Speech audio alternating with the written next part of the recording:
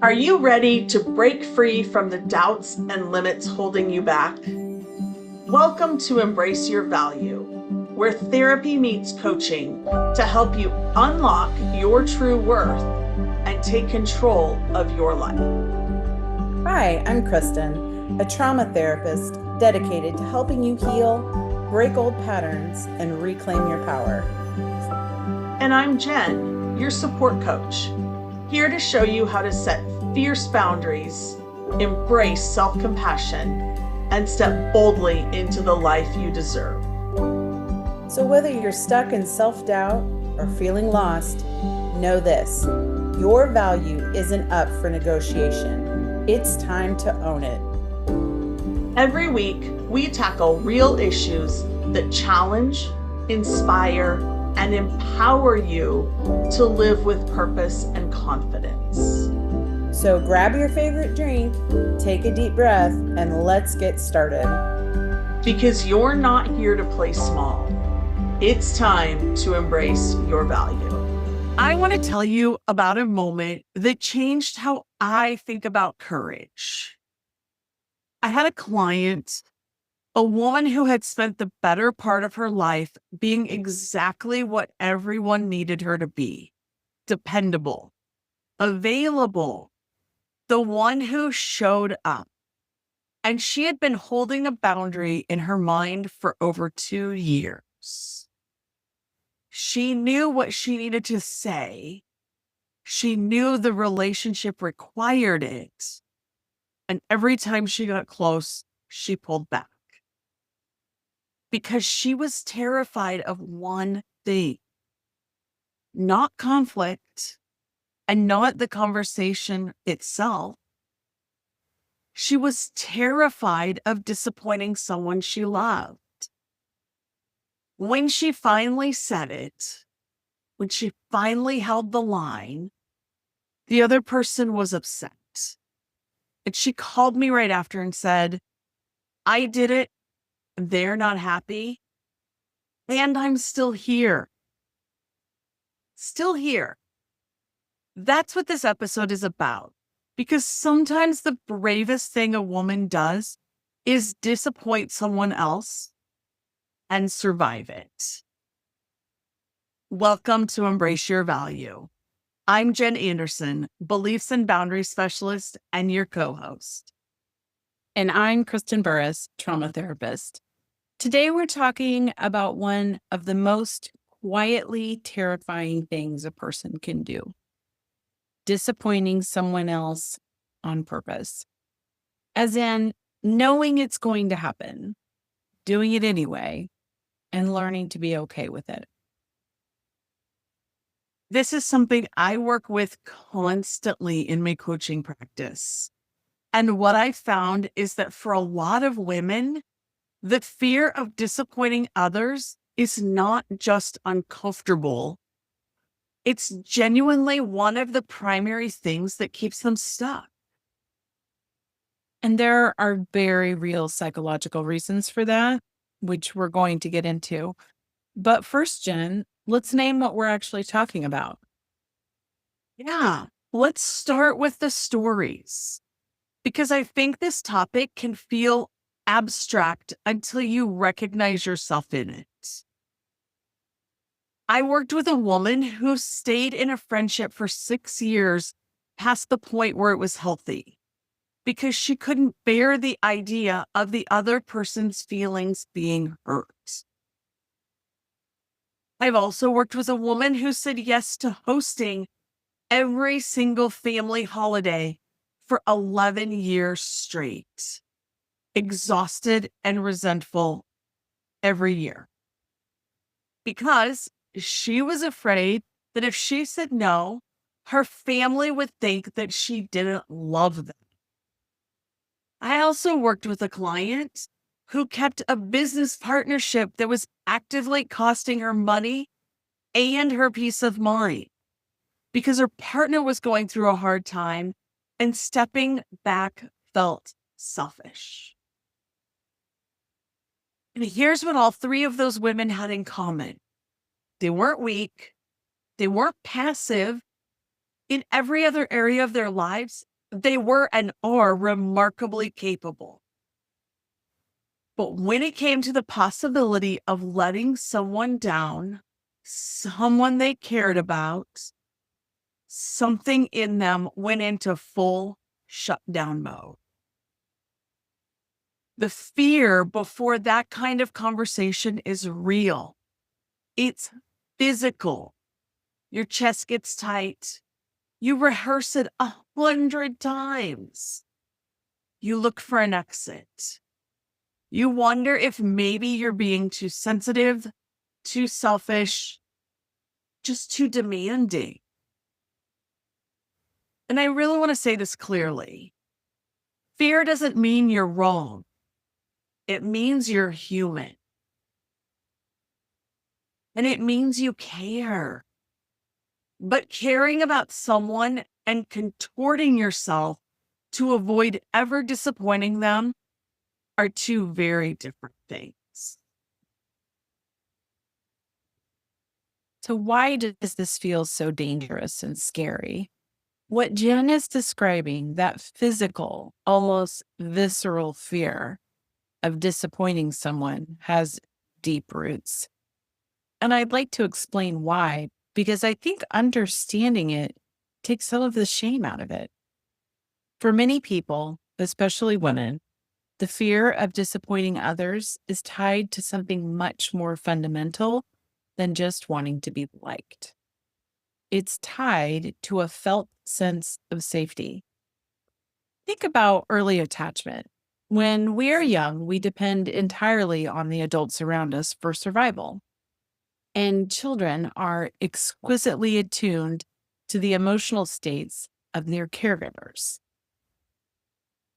If a caregiver is disappointed, upset, or withdrawn for any reason, whether they have their own emotional dysregulation, or there's substance abuse or mental health situations, that registers in a child's nervous system as a threat.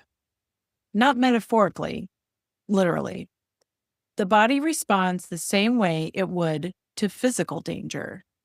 So, for a child who grew up in an environment where a parent's disappointment meant withdrawal of warmth, increased conflict, or emotional unavailability, disappointing someone became neurologically linked to being unsafe. And again, that child grows up. But the nervous system doesn't automatically receive the update that says you are no longer dependent on this person's approval for your survival. You can handle their disappointment now. That update has to be installed deliberately through experience, through practice, through repeatedly doing the thing that feels dangerous and discovering that you're still okay on the other side. Which is why when Jen's client called and said, "I'm still here," that wasn't just relief. That was her nervous system getting a new data point. I disappointed someone I love, and I survived it. That is genuinely therapeutic, not because the discomfort goes away, but because the evidence starts to accumulate that you can handle it. Let's talk about the specific moments that tend to be the hardest. Because it's not just the act of disappointing someone, it's what comes after that. The things that can make you second guess yourself, even when you know you made the right call. So the first one is the guilt hangover, as I like to call it. And this is the one I hear about the most.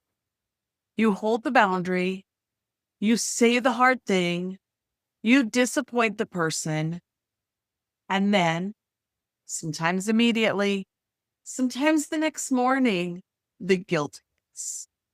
And it's not subtle. It's loud. It's reviewing the conversation. It's wondering if you were too harsh. It's the impulse to text and soften it, take back, and apologize for being difficult. I call this the guilt hangover, and it's so convincing because it feels like evidence that you did something wrong. But here's the thing. Guilt after a healthy boundary is almost always about familiarity, not wrongness. You stepped outside your normal pattern. Your system is recalibrating. That discomfort is not a moral signal. It's a neurological one. And clinically, I'd add guilt is a very different emotion from shame, though people often confuse them. Guilt says, I did something that felt bad or was bad. Shame says, I am bad. When the guilt hangover hits, which I love, guilt hangover, I like that. It's worth asking which one is actually speaking, guilt or shame. Because if what's underneath is shame, a belief that you're too much, too selfish, too demanding, that's worth looking at more carefully. That's often an older story, not an accurate read of the current situation. So, what do we do when people push back? This is the moment that undoes a lot of people. You hold a limit and the other person doesn't accept it gracefully. Most of the time they don't, by the way. They argue, they guilt trip, they go quiet in a way that feels punishing. They tell other people, they escalate. And suddenly the part of you that was feeling solid starts to wobble because the pushback feels like confirmation that you were wrong. From a therapeutic standpoint, I want to normalize something.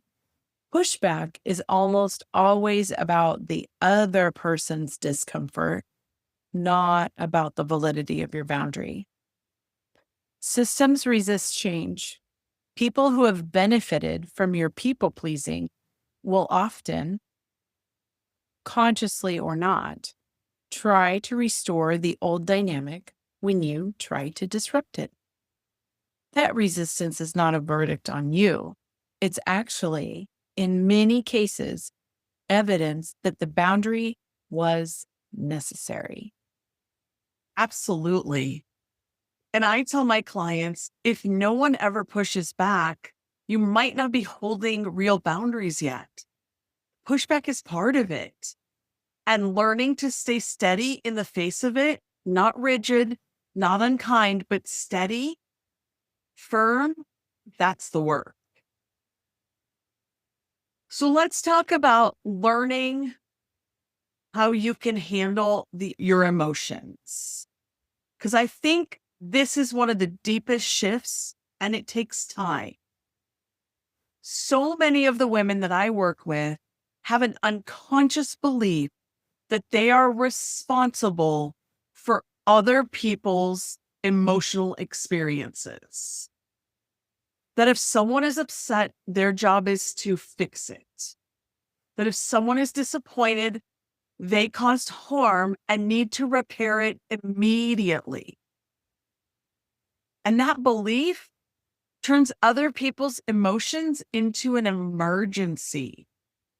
Every frown, every silence, every fine that doesn't sound fine becomes something to manage, something to resolve, something to make go away. Part of stepping out of that pattern is learning, really learning in your body, not just intellectually, that other people's emotions belong to them. You can care about someone's feelings without being controlled by them. That you can sit with someone's disappointment without immediately trying to undo it. What Jen is describing is sometimes called emotional differentiation.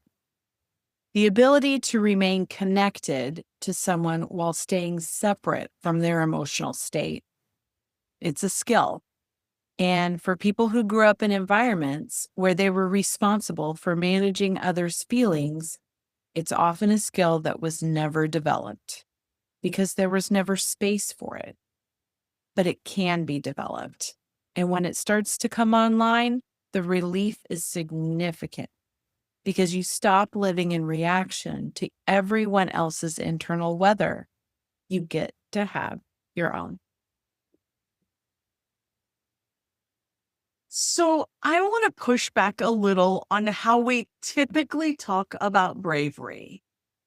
Because in our culture, bravery tends to look loud, bold, dramatic, the big speech, the public stand, the moment everyone sees. But the bravery I watch women practice every day looks nothing like that. It looks like the text that says, I'm not going to be able to help with that this time. It looks like staying quiet when the old version of you would have jumped in to smooth things over. It looks like letting a conversation end without chasing the other person down to make sure they're not upset. It looks like one woman I worked with who simply stopped explaining herself. She'd spent decades justifying every choice to her mother. And one day she just stopped. No drama, no announcement. She just started responding to the guilt with warmth and without compliance. And it was one of the bravest things I've ever watched someone do. Because no one saw it, no one applauded, and it cost her something real in the short term. But in the long term, she got herself back. And that's what's important.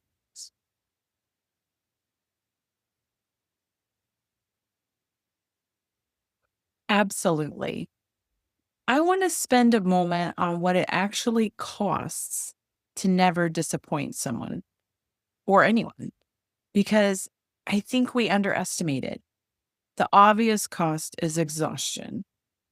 When you're managing everyone's emotional experience around you, you're doing an enormous amount of invisible labor, constantly scanning, constantly adjusting, constantly suppressing your own reactions to keep the peace.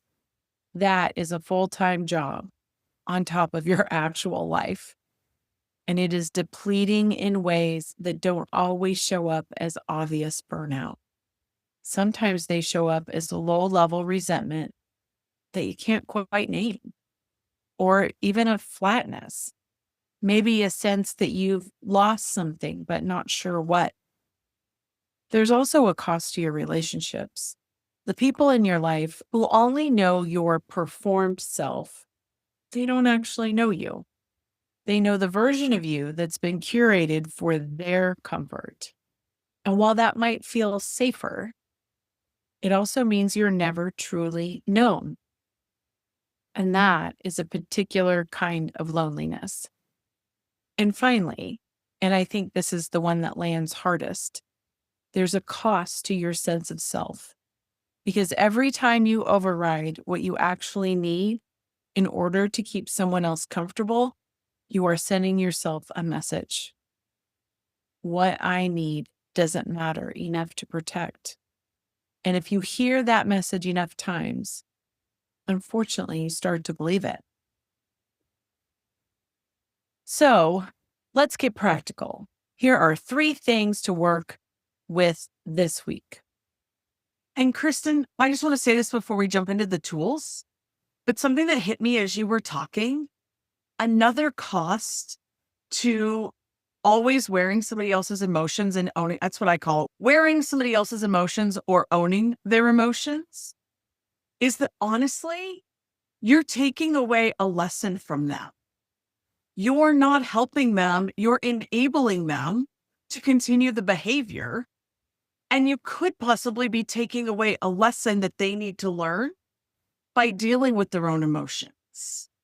So it's not helpful for you, and it's really not helpful for them. I just wanted to throw that out there because that hit me too, that I was like, we didn't even bring that up. No, I agree. That's a good one for sure. Yeah. Yes.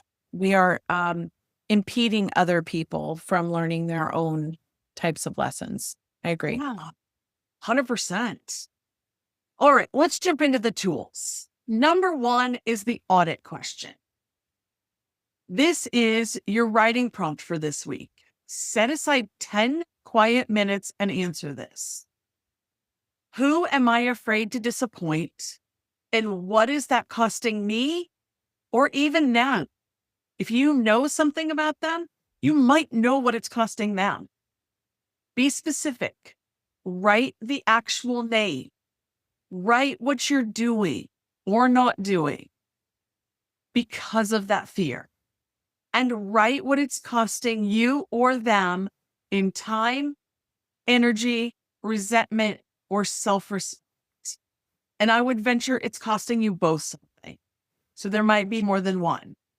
You don't have to do anything with the list yet. Just getting it out of your head and onto paper makes it real. And real is where the work begins. So, tool number 2, name the feeling. Don't act on it. The next time you feel the guilt hangover coming, after a boundary, after a hard conversation, after saying no, try this before you act on it. Name what you're feeling out loud if you can. I feel guilty. I feel like I did something wrong. I feel the urge to go fix this. Naming it creates just enough distance between the feeling and the action. It's a small thing, but it interrupts the automatic move to undo the boundary before you've had a chance to let the discomfort settle. Give it 24 hours before you revisit. Most of the time, the urgency fades, and you'll have a much clearer read on whether repair is actually needed or whether the guilt was just the old pattern talking. Yeah. And tool 3, reframe the survival. After the next hard conversation, after you disappoint someone and they react, I want you to notice one thing. Are you still here? Did you survive it? Is the world still standing? Are you okay? Because every time you come through one of these moments intact, you're building what I call disappointment tolerance. You're giving your nervous system new evidence, and that evidence accumulates. Each time gets a little less catastrophic. Each time the recovery gets a little faster. This isn't about becoming someone who doesn't care. It's about becoming someone who can care and still hold their ground.